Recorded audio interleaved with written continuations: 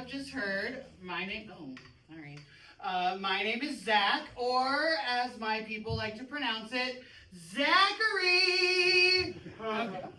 Not to brag, everybody, but I graduated with honors from rehab. I nailed that entrance exam. I got 100 hours of community service.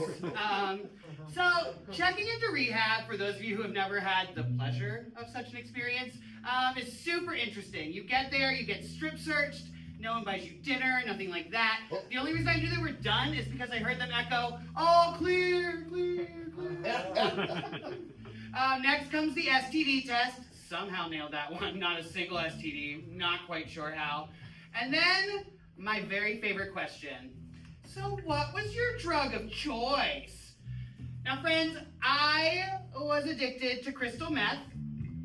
No one? No one? All right. Woo, yeah. For those of you who don't know, crystal meth, you don't eat, you don't sleep, you get to your goal weight really quickly.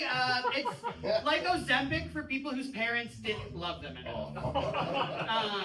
So I have always been the same general size that you see before you right now. Never really that thin, messed out rail that everyone else seems to turn into. So as I was telling all of the rehab intake folks what my drug of choice was, I was greeted with not once, not twice, but 5 times a response of, "Really?" I get it, I'm a fat tweaker, you know, body positivity, I understand, it works that way for everybody. Okay, so has anybody here actually been to rehab? Anybody? Not even for a visit? So. Oh, I visit people. Hell yeah. Oh, sorry. I hosted trivia there. You hosted trivia in rehab? That's fucking amazing, actually. Stealing that for the next set. So, for those of you who have never had the joy of being in a rehab, it's a lot like summer camp. So there's like dorm-style bunk housing. There's like arts and crafts for your feelings.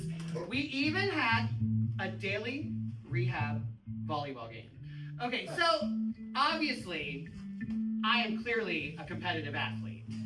So, yes, obviously. So I wanted to make sure that I had the most ruthless, most bloodthirsty, awful group of addicts in the rehab for my team. That's right, I picked the pregnant girls. You see, the pregnant girls were so ferocious because they're competing for 2. I would always pick Jessica, who was coming off of heroin. I would pick Jamie, who was coming off of meth. Or I would pick Amber, who was coming on Dude's Faces for cash. Everybody's got to eat, am I right? So, guys, rehab is not just all like volleyball and arts and crafts. We had a weekly rehab talent show.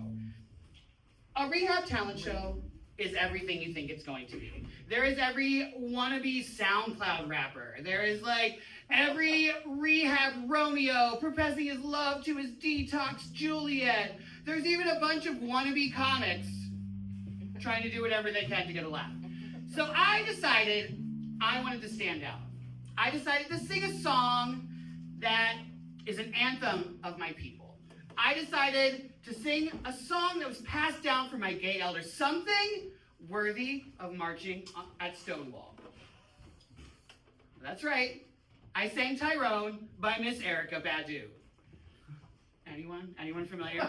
So, as I am such a subtle wallflower, obviously hate being the center of attention, I decided to put my all into this performance. Like, I was auditioning for the role of strong black woman number 2 in the made-for-TV movie.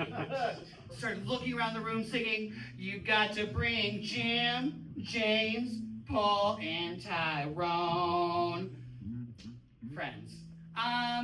In that moment, I happened to point directly at the very straight, very homophobic head of therapy, who just happened to also be named Jim, or James, or Paul, or Tyrone. I can never really be sure at this point in time. But he did not like the singing gay boy pointing directly at him while he was singing his song. So that, my friends, is the day that the Rehab Talent Show got canceled. But you know what? worth it. I got popular, that's really all that really mattered then. So moving right along, I left rehab. Things were going great. My mom decided to trot me around like a little show pony and take me to DARE meetings. Who here has been to a DARE meeting? Anyone? DARE? No? I am daring. In high school? Yeah? High school, elementary school? You know the meeting where you go and sit down, they teach you how to not fuck up your life with drugs and alcohol. Then they give you that t-shirt that you're gonna smoke weed in for the next 20 years. We've all been to that meeting, right? So, in this meeting, they do something that I think is maybe not the best way to teach kids to not do drugs and alcohol. They break out what I like to refer to as the alluring case of drugs. Now, in this case, friends, is a menagerie of wonderful, colorful little pills, and they'll make you feel very, very, very calm. They'll make you feel very, very, very good. They're gonna make you feel pleasures you've only ever dreamed of. But no, no, no. Don't you touch the alluring little case of pills. If you touch the alluring little case of pills, you're gonna be a loser. And you know what happens to losers, right? Losers go to rehab. Anybody? No? No? Well, guys, thank you so much. That has been my time. I am, and will continue to be, Zachary. You can say it with me. Try it once more. I am Zachary. Thank you so much. If you feel like you can follow me on social media, reach around,